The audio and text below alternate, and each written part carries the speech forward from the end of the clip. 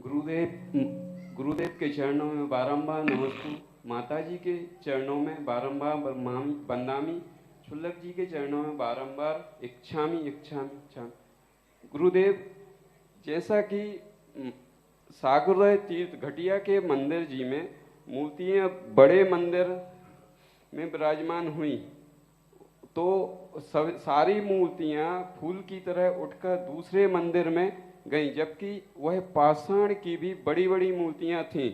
महाराज जी, जब मूर्तियां नवीन मंदिर जी हेतु वेदी पर विराजमान हुई, तो सभी मूर्तियां और पारसनाथ भगवान की मूर्तियां और भी मनमोहक हो गईं। उनका आभा मंडल बढ़ गया।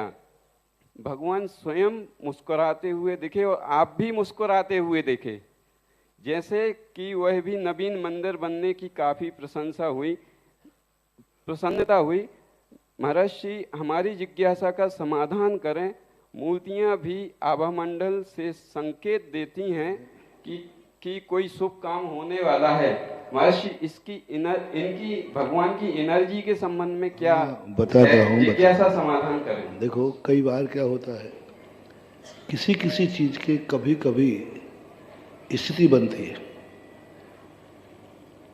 जबलपुर में पहली बार गया, पूज्य गुरुदेव के साथ में भी गया, मूर्ति के दर्शन किए, अलग से भी किए, 4 महीने रहा तब भी, लेकिन कभी उस मूर्ति को छूने का भाव नहीं हुआ। अनायास पता नहीं क्यों एक दिन ऐसे ही भाव हुआ कि भगवान के चरण छू लो। कोई जैसे चरण छुए, उसकी एनर्जी ऐसी पता चली, ऐसी होती कि आज वो हनुमान ताल मंदिर जो उजड़ रहा था, जो लोग कह रहे थे कि अब महाराज जी इस मंदिर का होगा क्या, यहाँ जैन समाज ही नहीं बची, पूजा की बारियां बन गई थी, ये वेदी तुम संभालो, ये तुम संभालो, वहां कोई जैन समाज ही नहीं बची, क्योंकि पुराने शहर तो उजड़ ही रहे हैं, कॉलोनियों में सब लोग जा रहे हैं। जब मैंने उस मूर्ति को देखा तो इतना एनर्जी देखी कि आज उसी मूर्ति के कारण से शासनोदय तीर्थ बन गया। और अब उजड़ने की तो बात छोड़ो, अखंड असीम कालीन 10 साल से ऊपर हो गए, अखंड भक्तांबर पाठ चल रहा है, 13 साल हो गए। बाहर से दरवाजा नहीं लगता। मेरी मान्यता है, जिस मकान भवन का बाहर से दरवाजा लगता है, वो 2 व्यक्ति, या तो मालिक अंदर है नहीं, और या फिर कोई चोर है, उसको ताला लगता है। जेल में कहाँ ताला लगता है? बाहर से, क्योंकि अंदर कौन है? और या फिर मालिक के यहाँ लगता है। तो मेरी धारणा, या तो भगवान अंदर है नहीं, या भगवान कस्टडी में है। हाँ, मैं वो मंदिर चाहता था जिस मंदिर में 24 घंटे कभी बाहर से दरवाजा ना लगे, अंदर से दरवाजा लगना क्या बता रहा है? मालिक अंदर है।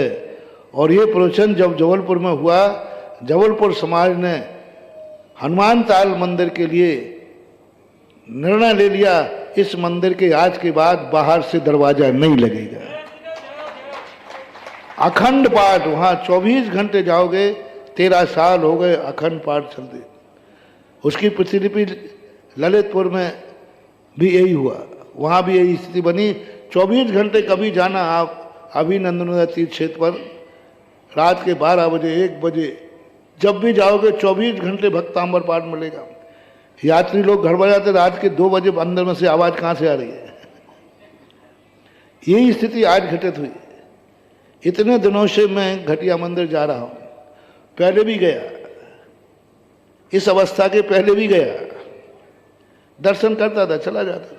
अभी भी इतने बार गया, चतुर्मास के पहले भी गया, अभी कम से कम कितने बार होके आया, मूर्ति को छूने का। और आज मैं गया ही नहीं था, उस उद्देश्य से नहीं गया था, मार थोड़ा सा बाहर देख कर आना था। मंदिर के अंदर गया, लौट के वापस आ गया, मंदिर से बाहर लौट के आ गया, फिर मैं लौट करके गया। मैंने कि चलो भगवान के दर्शन कर लेते हैं, विराजमान किए हैं। जाके देखा तो पता नहीं, मूर्ति ने कहा बाहर से तो बहुत देख लिया, एक बार मुझे छू के तो दिखा। जैसे भगवान का दर्शन ही कर रहा था, जैसे भगवान कह रहे एक बार छू के तो दिखा। तो मैंने कहा छुए लेता हूं। जैसे ही चरण छुए, पहले तो यूं छू के गया, यूं छुए, इतने छूने में भी ऐसा करंट लगा जैसे तुम्हें बिजली का करंट लगता है। फिर मैंने कहा कि देखता हूं, पर पूरी एनर्जी दोनों की देखी। 5-7 मिनट लगे। एक मूर्ति में अभी तक गांव के मंदिरों में, शहरों के मंदिरों में ऐसी एनर्जी नहीं होती। 175 यूनिट एनर्जी है एक पारसनाथ, और एक की है 150 यूनिट। दोनों मूर्ति समकालीन है। 175, 150, पौने 200, 150 एनर्जी इसकी, इतनी डेवलप एनर्जी है। तब मैंने देख के कहा, फिर मैंने कहा भगवान अच्छा, अब पता चला कि तुम इतने दिनों से मुझे क्यों आकर्षित कर रहे थे। सागरोदय तीर्थ क्षेत्र बिना उसके घोषित करा लिया, हमने देखा ही नहीं। लेकिन भगवान ने कहा तेरा वचन खाली नहीं जाएगा, ये तीर्थ ही बन के रहेगा। ये मूर्तियां अभी तो एक स्थान पर पहुंची हैं।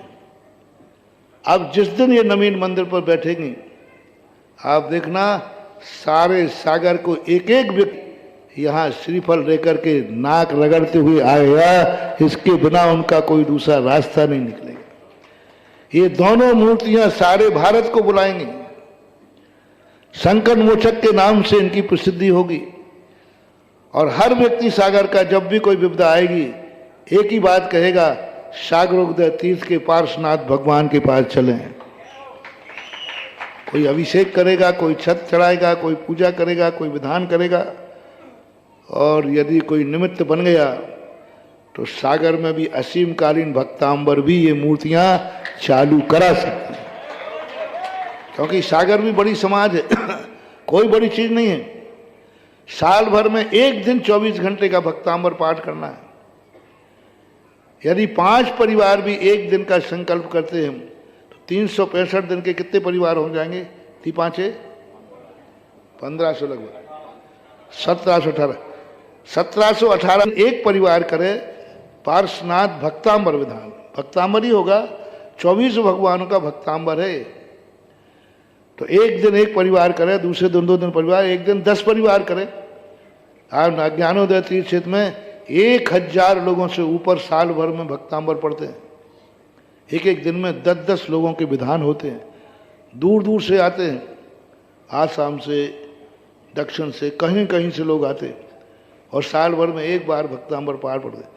ये मूर्तियाँ भी असीमकालीन भक्तांबर के योग्य हैं, असीमकालीन भक्तांबर विधान के योग्य हैं।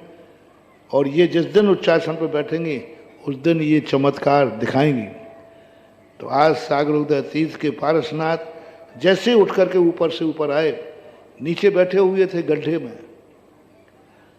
गड्ढे में बैठे हुए थे। वो मंदिर डाउन था, ऊपर का भाग पूरा नीचे उठा हुआ था। ये जो पहला मंदिर है, ये आज उनको ऊपर का स्थान मिला है, और अभी तो अस्थाई मिला है।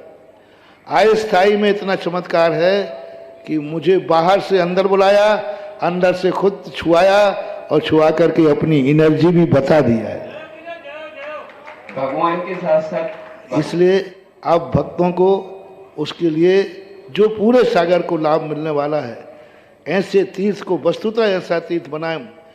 नगर के बीच में जो इस प्रकार का जो स्थिति बन रही है, वहाँ वो स्थिति सबके लिए बहुत लाभदायक है, ऐसा माना जाए। गुरुदेव, भगवान के साथ साथ आपकी भी मुस्कुराहट जो थी वो हम लोगों के लिए इतनी प्रेरणादायक हो गई कि हम लोग भी ये चाहते हैं कि सागरोदय तीर्थ जल्दी से जल्दी तैयार हो। इसके लिए पूरी समाज से भी निवेदन करते हैं कि सभी लोग सहयोग करें, और गुरुदेव सभी को आशीर्वाद दे दिए। जिनको अभी ट्रस्टी बनना है, बाद में लाइन लगाना पड़ेगी। बाहर हो जाओ, बाहर खड़े होइए, और ट्रस्टी हो गए तो कहोगे साहब मैं ट्रस्टी हूँ। बाद में तो लाइन लगनी है, इतने लाइन लगेगी कि ये उनको मना करना पड़ेगा।